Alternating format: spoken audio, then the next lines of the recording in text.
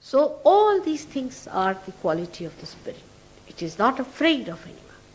Why should you be afraid of anyone if you are one with God? Look at Christ. He had nothing to do with a prostitute. But when people started hitting her with a stone, he came up and he said, "Now, among you who has not committed any sin can throw a stone at me." Imagine the courage. The courage comes from the Spirit. Because he was Spirit, so he could say such a thing. He was not a man compromising with his values. All right, if you want, we can have discotheque in the church. Or we can start a pub. Nowadays they are selling it for pubs. Let us compromise. Truth cannot compromise. It does not. Compassion is different from compromise.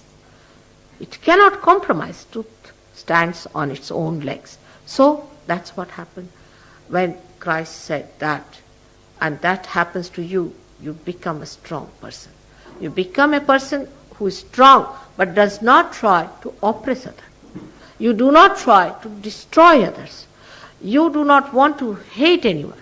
But what you do is to stand up on your own, to stand up for the rights of others, to stand up for something great. Like we will say Abraham Lincoln, a person like him.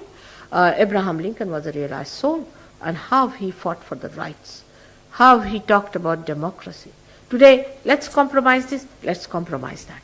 Even if somebody is a Hitler, doesn't matter. As long as he is with us, all right, accept him.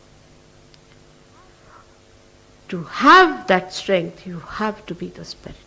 So you become a very strong, compassionate person. Only a person who is strong can be compassionate. How can a weakling be a compassionate person, tell me?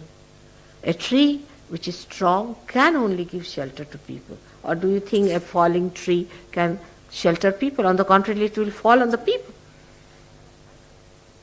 Our ideas are very, very confused about compassion. And when you become such a strong person, you see the truth before you. You know the truth, and you are no more afraid of anyone. And God looks after you, the best part of it. You just don't worry. God looks after you in every inch of the world.